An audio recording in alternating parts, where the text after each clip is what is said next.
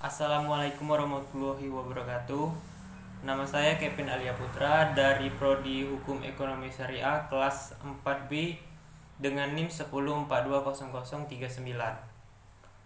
yang akan menjelaskan tentang yang pertama pengertian fungsi, tujuan dan sifat hukum acara pidana, yang kedua subjek dan objek hukum acara pidana, yang ketiga sumber-sumber hukum acara pidana, keempat asas-asas hukum acara pidana, dan yang kelima ilmu pembantu dalam hukum acara pidana. Baiklah, yang pertama pengertian fungsi, tujuan dan sifat hukum acara pidana. Dalam Undang-Undang Nomor 8 Tahun 1981 tentang Kitab Undang-Undang Hukum Acara Pidana tidak disebutkan secara tegas tentang pengertian atau definisi dari hukum acara pidana. Di dalam KUHP hanya menjelaskan serangkaian tindakannya saja, seperti penyidikan, penuntutan, dan tindakan-tindakan lainnya yang termasuk dalam ruang lingkup hukum acara pidana. Fungsi hukum acara pidana memiliki dua fungsi, yaitu fungsi represif dan preventif. Fungsi represif, tindakan yang dilakukan setelah atau sesudah peristiwa terjadi. Fungsi preventif yang dilakukan untuk mencegah terjadinya sebuah tindak pidana. Tujuan yang pertama, untuk mencari dan mendapatkan kebenaran akan suatu tindak pidana. Kedua, untuk melakukan penuntutan kepada tersangka.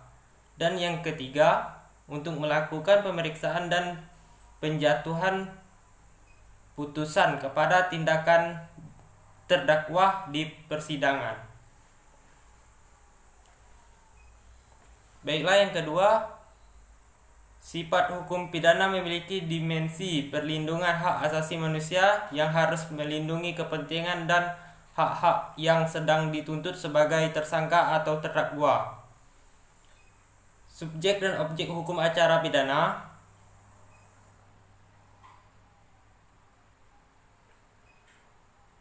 ada tiga, yaitu tersangka, terdakwa, dan terpidana.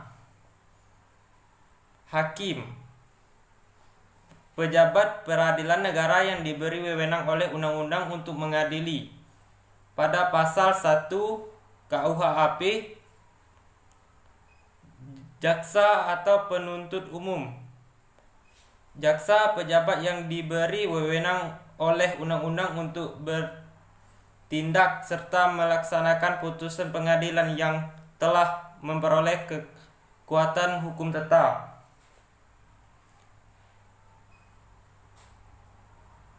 Polisi terdapat tiga. Yang pertama, polisi penyidik pembantu, dan polisi penyelidik. Penasehat umum, seseorang yang memenuhi syarat yang dituntut oleh atau berdasarkan undang-undang untuk memberi bantuan hukum. Pasal 113 KUHP.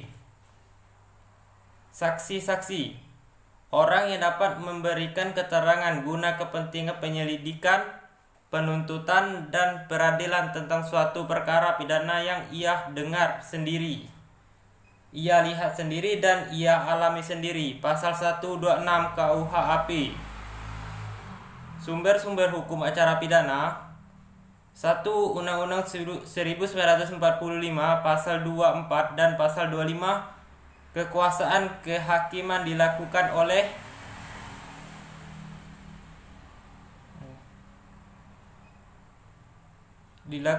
sumber-sumber hukum acara pidana. Undang-Undang 1945 Pasal 24 dan Pasal 25. Undang-Undang Nomor 8 Tahun 1981 tentang KUHP. Undang-Undang Nomor 7 Tahun 1992 tentang pokok perbankan. Undang-Undang Nomor 31 Tahun 1999 tentang pemberantasan tindakan pidana korupsi. Dan yang keempat, Undang-Undang Nomor 5 PNPS tahun 1959 tentang wewenang Jaksa Agung atau Jaksa Tentara Agung dan memperberatkan ancaman hukuman terdapat tindakan pidana tertentu. Undang-Undang Nomor 7 Tahun 1955 tentang pengusutan, penuntutan dan peradilan tindakan pidana ekonomi. Peraturan Pemerintah Nomor 27 Tahun 1983 tentang pelaksanaan KUHP. Asas-asas hukum acara pidana. Yang pertama, asas legalitas. Yang kedua, asas diferensiasi fungsional. Ketiga, asas lex scripta. Ilmu pembantu dalam hukum acara pidana. Yang pertama, logika. Yang kedua, psikologi. Yang ketiga, kriminalistik. Keempat, psikiatri. 5, kriminologi. Dan 6, hukum pidana. Baiklah, itulah yang dapat saya simpulkan dalam mata kuliah hukum acara pidana. Sekian, terima kasih.